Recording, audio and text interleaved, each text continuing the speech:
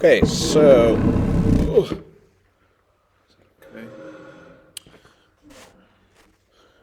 so we've gone through our biggest 3 units for the semester, right? We've done snare drum, done keyboard percussion instruments. Can you come a little closer if you're on the edges?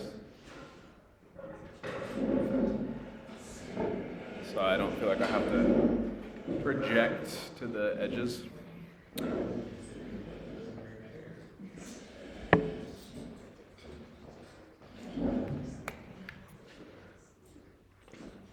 Thank you.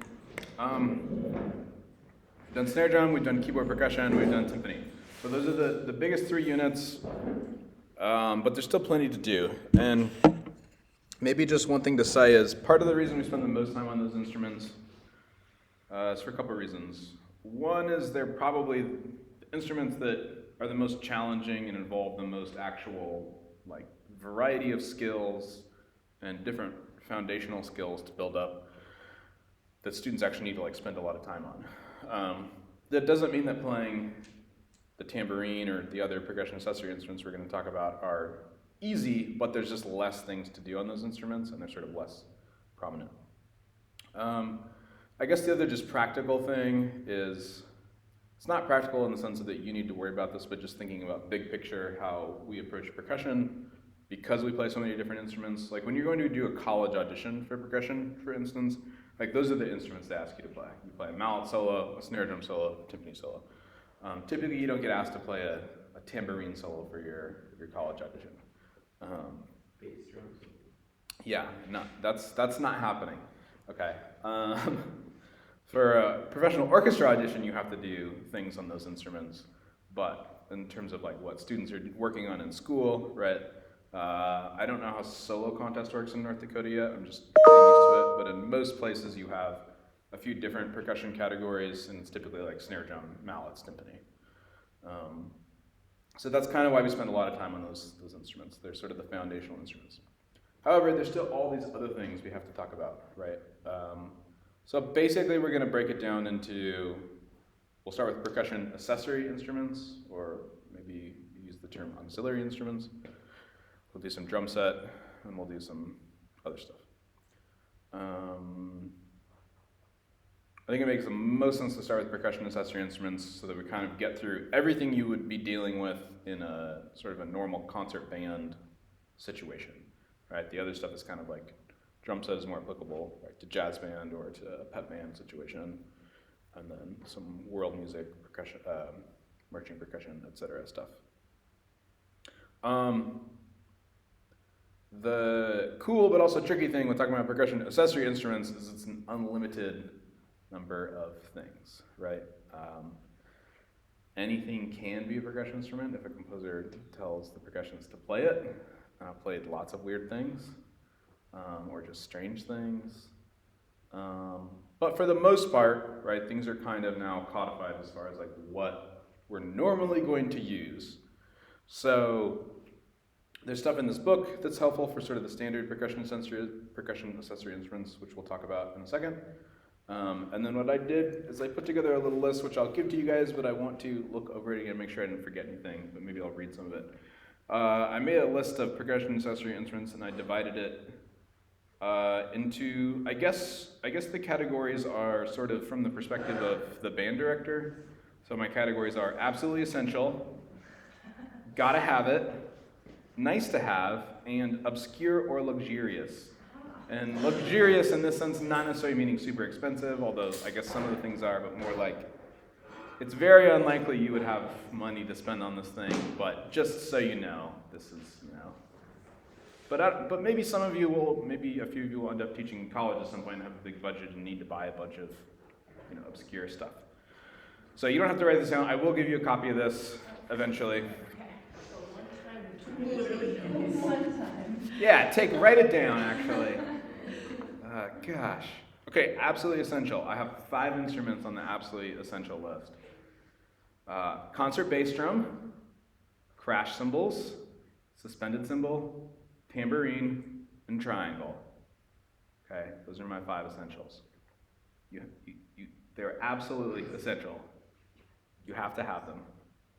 The next one is not have to have, it's gotta have. I don't know, I made these up. These are not real categories. What's that? Sounds like go crack cold stone. Sure.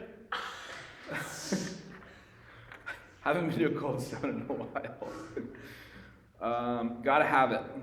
Tam tam. Does everyone know what a tam tam is? No.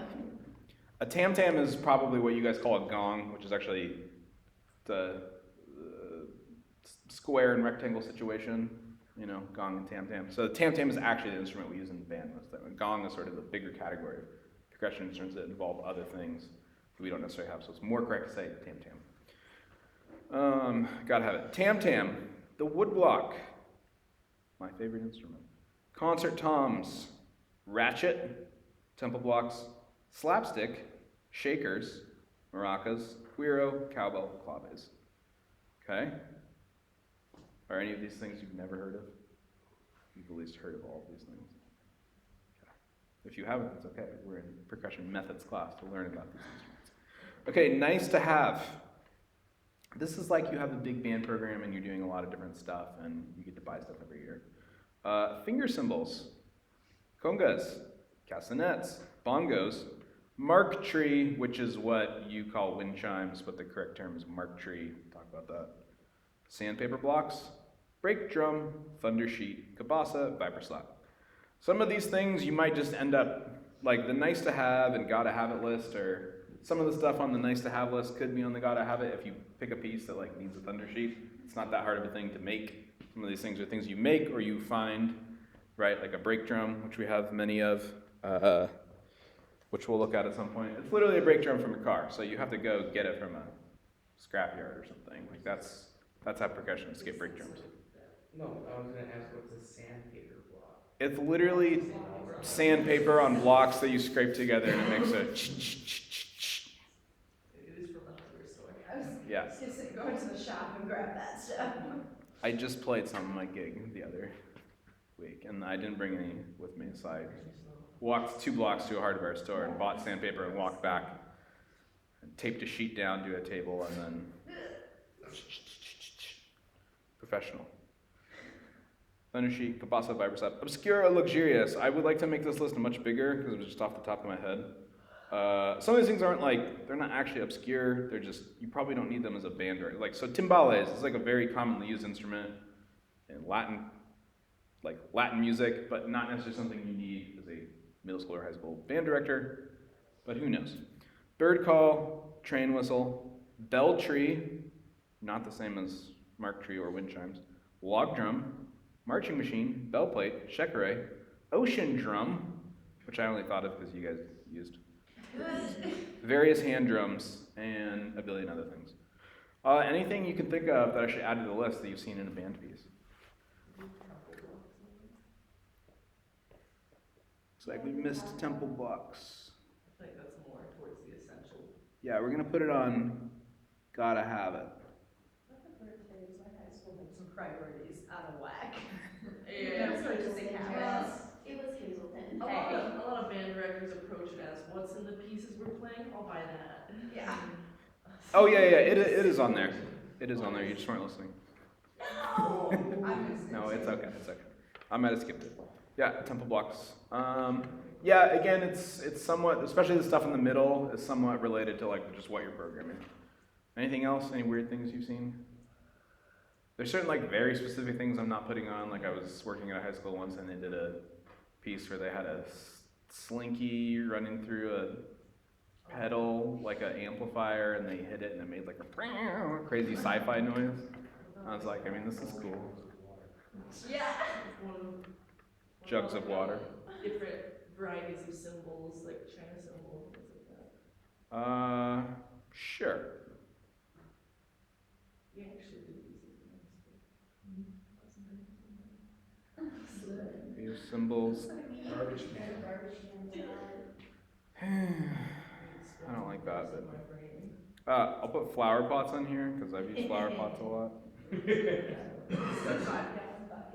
have to have it. Yeah, absolutely essential, flower pots. Are we talking different sizes, the big ones? Yep, all different Say when sizes. you graduated. That was the first thing I bought as a faculty member here. I think Paula and Dr. J were like, "What's going on?" What kind of flower pot you talking, like clay or plastic? Clay, terracotta, yeah.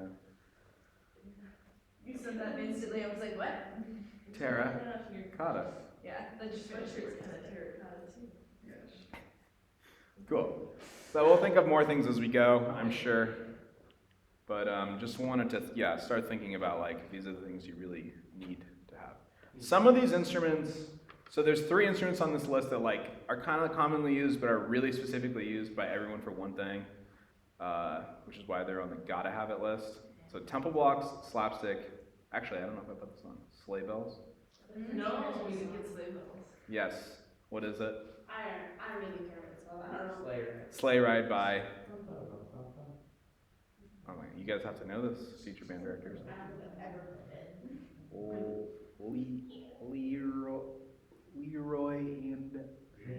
Leroy Anderson. There we go. Yeah. I was like, it's in there somewhere. Leroy Anderson. I Yeah. didn't know what you were asking for.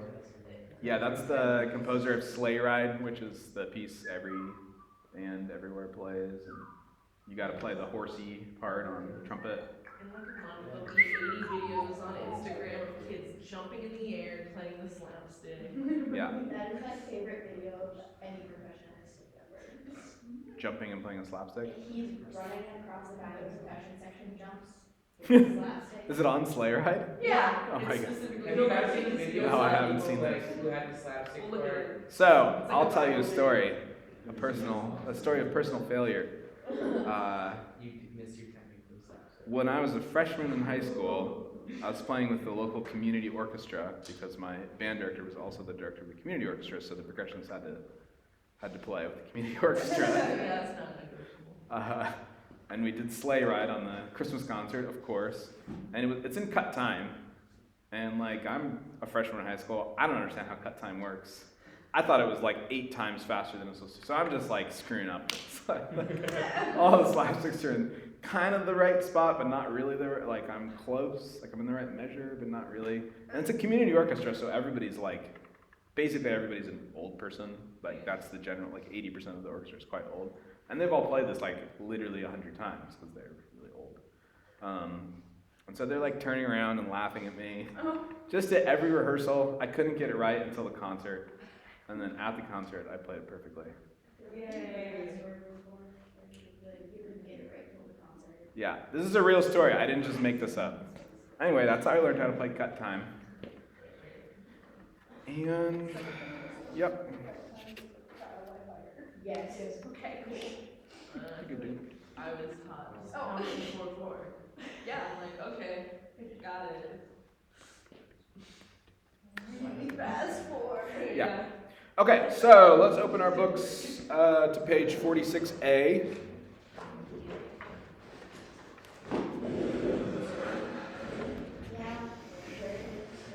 And what we're going to start with for learning these instruments is the essentials.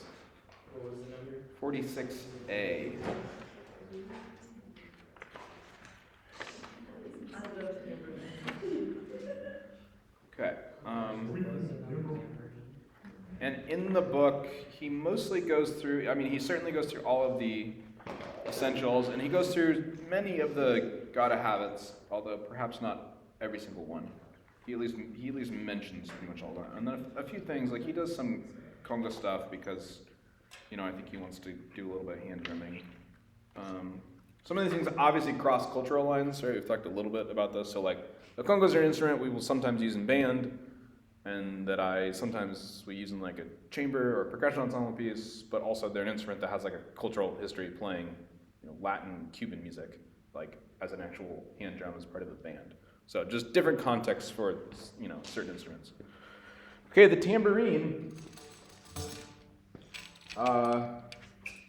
is one of these instruments that exists in some form in like every culture around the world, which I find interesting. There's a lot of instruments that kind of exist, like shakers in some form exist in basically every culture, which kind of makes sense because you pretty much throw some seeds or some beads or whatever like into something and shake it and make noise. Different cultures have like specific shakers that they make with certain things that sound a certain way.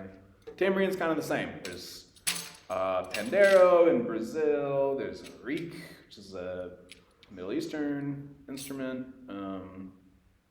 Yeah, all over the place. You know, there's Native American versions of the tambourine. And then obviously, like in modern society, we have sort of like this kind of tambourine, and then we don't have one of these, but probably what, you know, the people in Fleetwood Mac or whoever were holding, or hippie ladies at Woodstock in 1969. Right, your sort of rock tambourine. So in terms of the tambourine we want for concert band or orchestra, we have a head on this tambourine. Okay, so I'm sorry, but if you go to a school and they don't have a head on their tambourine, if it's like black and plastic and half the size of this and it's open, that is not what you want for band, okay? It needs to have a head on it. So the construction is basically like a very small drum, right? It's a circular wooden hoop. You have some kind of head on it that is, oh, did that bother you? That is typically, it could be synthetic, but oftentimes some kind of skin. We haven't really talked about different head types, I realized. A lot of heads these days are plastic, especially like timpani. Pretty much all schools have plastic heads, but professionals still use calfskin heads, timpani. And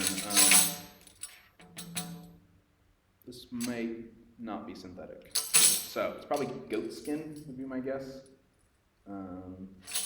Usually tambourines have thinner than calf. Calf is too thick for tambourines. Anyway, I don't know. So we have some kind of head on it. We have a wooden body, not a plastic or metal body. We have a wooden body.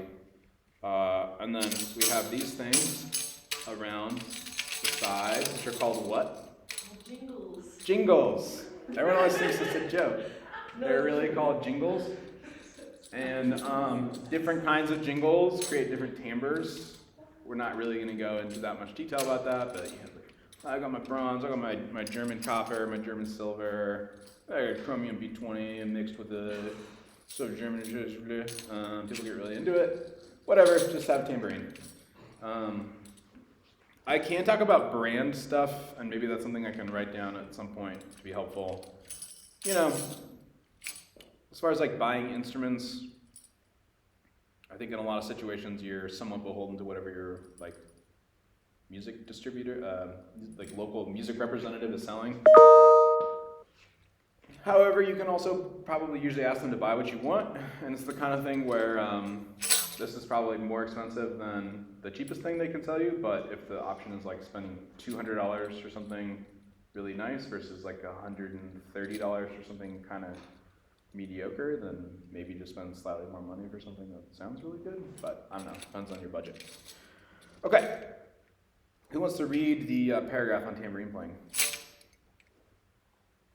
Maddie! The tambourine is one of the most challenging percussion instruments to play well. True. The tempo and dynamics of the musical passage will determine what type of technique might be most effective. Tambourines range in sizes anywhere from 8 inches to 14 inches. The most commonly used is the 10-inch size. It is important that the shell be relatively light for ease and more difficult playing. The jingles of the tambourine determine its sound and color. Bronze, copper, silver, and gold each have different sound characteristics. Some tambourines have a single row of jingles, while others have a double row. Make sure that your tambourine is stored in a safe place and not on the floor. Yes. Don't leave them around. They do break. They're not that strong. I mean, you're not gonna like break them just playing, doing normal playing, but they can definitely get broken. Actually, my tambourine upstairs right now, when I moved, the head got messed up, so I got to get it reheaded, which is kind of annoying. So be careful with them. It's nice to have a bag. Usually, if you buy like a nice, relatively nice one, it comes with a bag. Put it in the bag. Put it in the cabinet.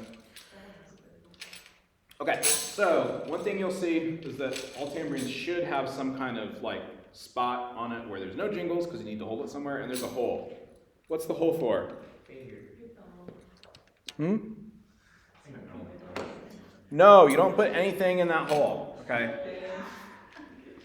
Well, the only situation in which you'd put something through this hole is if you're mounting the tambourine on like a cymbal stand, which you almost never need to do. Okay, you don't put your finger in there, you don't put your thumb in there, don't do that.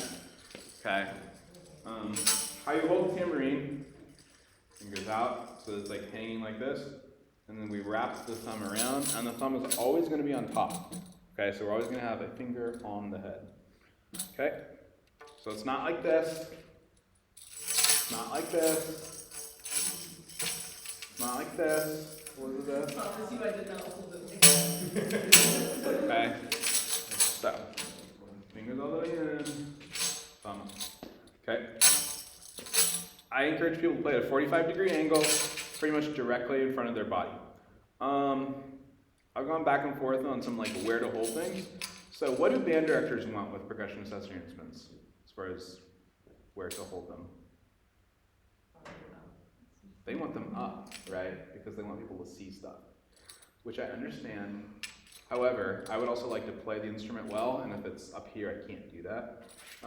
So I do think a lot about like, yes, we want it to be visible, we don't want to play it down here, but this is a much better place for me to play than up here. Same with triangle. People are like really insane about triangle being held like right here in front of your face, which is fine, but there's a budding movement in the percussion community to play the triangle much lower, like where you would play a snare drum, because it's better for your technique. I don't know, it's kind of silly and obscure, but just so you're aware. Okay, 45-degree angle. Where you're hitting on the tambourine has a lot to do with dynamics, just like snare drum. So the center is quite loud, the edge is much softer, right?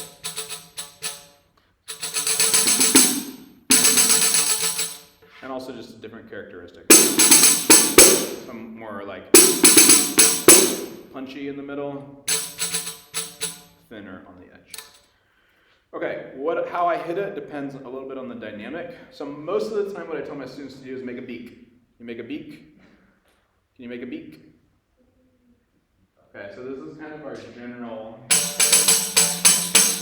playing method, and most of the time I'm sort of halfway between the center and the edge. Showing my students. Okay, so for like mezzo forte, something like this, and I'm pretty much using the same wrist technique we talked about with all of our other instruments. If I have to play much quieter, if I have to play very quiet, what I end up doing is putting my hand on the head, my palm on the head, and I play with just a few fingers. If I have to play very loud, I can use my whole fist. Okay. And if you really need to play loud, you do that. Punch and drop. Don't teach your students that, they'll break the tambourine. Okay. Or you can do that too. Don't teach your students that, they'll break the tambourine. But just so you know, I can do it. I might let you do it. Tanner? So I have a question with these other ones that they're showing in the book. Mm-hmm. Why is it on his knee? Yeah, we'll get to that. That's Advanced percussion. that is advanced percussion techniques, but we will talk about that. So just real quickly, so obviously you're holding with one hand, you're playing with the other hand. By the way, you need to hold with your weak hand and play with your dominant hand, okay? So for most of you, that will mean you're holding with your left and playing with your right. It's complicated. I play percussion instruments left-handed, and I play sports. I mean, I don't really play sports, but when I played sports as a kid, I play all sports left-handed, but I write right-handed. Yeah. So like I can't, shoot a basketball, throw a baseball, bat left-handed, kick a soccer ball, left side. I'm left side dominant, I think, but you learn to do everything right-handed growing up, so I right-handed. It is. But I'm not ambidextrous. Definitely not ambidextrous. So with percussion, it actually depends on the instrument a little bit, but I play almost all accessories left-handed, which is actually kind of annoying because teachers always are like, why are you doing it that way? Because a lot of people tend to do stuff the wrong way. Like people want to play tambourine backwards because shake rolls are hard to do we'll get to shake rolls eventually, and so people want to do them in their dominant hand. So people think I'm playing tambourine left-handed or when I was a student, to avoid doing it. Some people are like, well, switch hands, which you're not supposed to do. Crash cymbals, I play left-handed. Anyway, but yes, for you guys, everyone's right-handed. Right-hand world. Yeah, hold with your left, play with your right. Okay, who wants to play a little? Let's pass this thing around.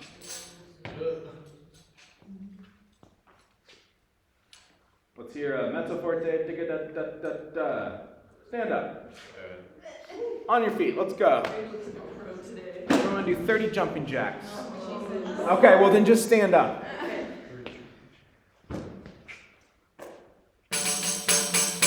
Okay, not bad. Give it to Sam. I wish we had more instruments. That one's not a real tambourine, so I don't really want people to play it. Good. You passed your tambourine test. Spectacular. Nice. That was really quiet. A minus. Oh, I'm just kidding. my number one comment when playing tambourine is playing quieter. Doesn't matter where I hit it. Yes. Yes. So usually you want to play across. So if you're holding here, you want to play across. So sort of the outer edge. Yep. Someone grab it. Go, go, go. Didn't even see it. It was right. Sure, you would say that.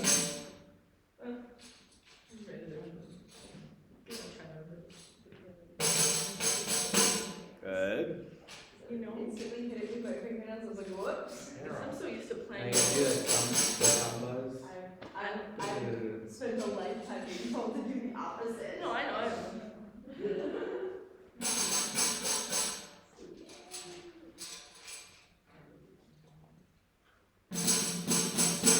Great, we can all play the tambourine. Alright, you ditto. Now you gotta teach us how to do the combos. There you go. Okay. So you can sit. So a couple things to avoid. We don't want the tambourine to be completely vertical. It sounds weird. We also don't want it to be completely flat. It gives a weird little buzz at the end. So 45-degree angle. Okay. Not 90, not 0, 45. That's 35 or 55, whatever, that's fine. But just not this way, not this way.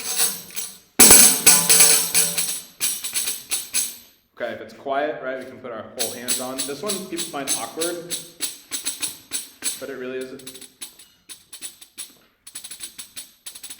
You don't have to do this, but.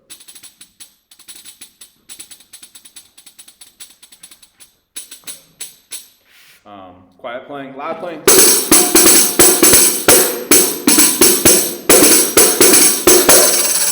Okay, shake roll. There's two types of rolls on the tambourine. One is a shake roll, and the other is a finger roll or thumb roll. Okay, so a shake roll is exactly what it sounds like. We're literally shaking the instrument like this. I hate shake rolls. I'm not very good at them. I've tried my best. I've failed a lot, Sam. But basically, you're trying to do, just because I was looking at you, you're trying to do the motion of turning a doorknob very rapidly, okay? So it's this Your motion non-dominant hand. with your non-dominant hand. Oh, gross. If you do a jazz hand, it's very good. Can you see why people want to use their dominant hand to do this? I don't like this. Yeah. Yeah.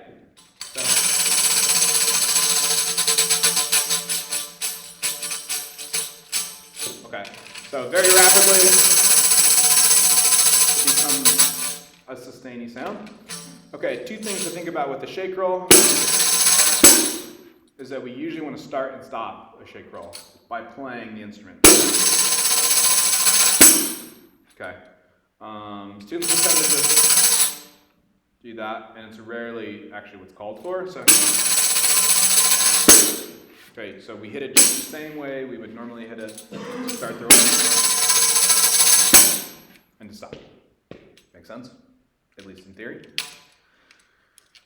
Okay, the next one, I don't think I can do on this instrument right now.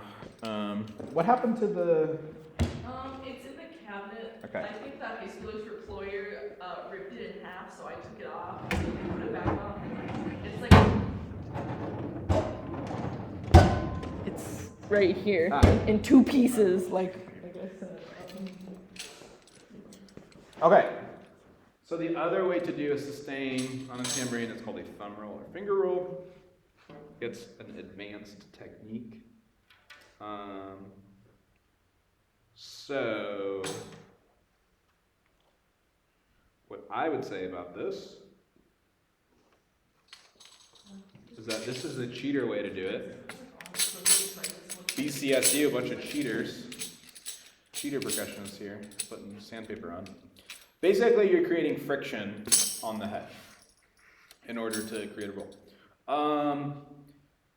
Very, very few people can do this without some kind of assistance to make the friction happen. I can't do it. My hands are too dry. So basically what all percussionists do is they put beeswax on the head. I'll bring some down next time. So my tambourine has a bunch of beeswax on the head that makes it so that I can do a thumb roll on it. But still, I feel like non-percussionists find this gross, but this is what we do. Pretty much everyone licks their finger right before they do thumb roll. Like in the same way that you I don't do that, but I don't know, does your grandma lick her finger and then turn a page in a book? Same idea. What some people do, the cheaters, is they put, I'm just kidding about being cheaters, is they put on some sandpaper. Sandpaper heavily featured in this class, actually. And that allows you to get, it doesn't hurt, don't worry. You to get friction on it. Okay. You're probably not gonna, everyone's like, what the hell is happening? You're probably not gonna need to do this very much with your students, but just something to know. It's much quieter, right? It gives you the ability to do sustain. Also with more control. I don't like the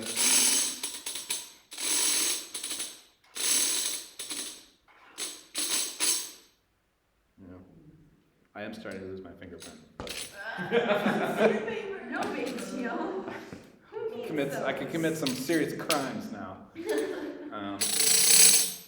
It's a very hard thing to do because you really have to practice getting the exact right amount of pressure. Two things I'll say about this. One is that people typically call it a thumb roll. However, very few people actually use their thumb to do it. I can't really do it very well with my thumb. So most people actually use their middle finger. And what you do is you put your thumb on your middle finger, and it sort of creates like a stable environment. I'm actually like pulling the skin on my finger tight. Tara's like very grossed out by this I situation. hate everything about it. Okay, I guess it's less gross if you just use beeswax and not the sandpaper. It's not a gross thing. I think it just. I gotta think about textures, and so the idea of just running my finger along sandpaper. Yeah, it doesn't hurt. It's like a very. I didn't think it hurts. It just. It's gross. Like I watch it happen, and I know I can feel it without actually doing it. I hate the strips. Okay. Anyway. It's like touching cotton balls. Like. You don't like touching cotton? No, I don't want to talk about It's it. like kind of like crunchy. I'm on your side. Like they compress you. Okay, guys, we're out of time. It's 8:53. We'll continue talking a little bit more about tambourine next time and move on to triangle.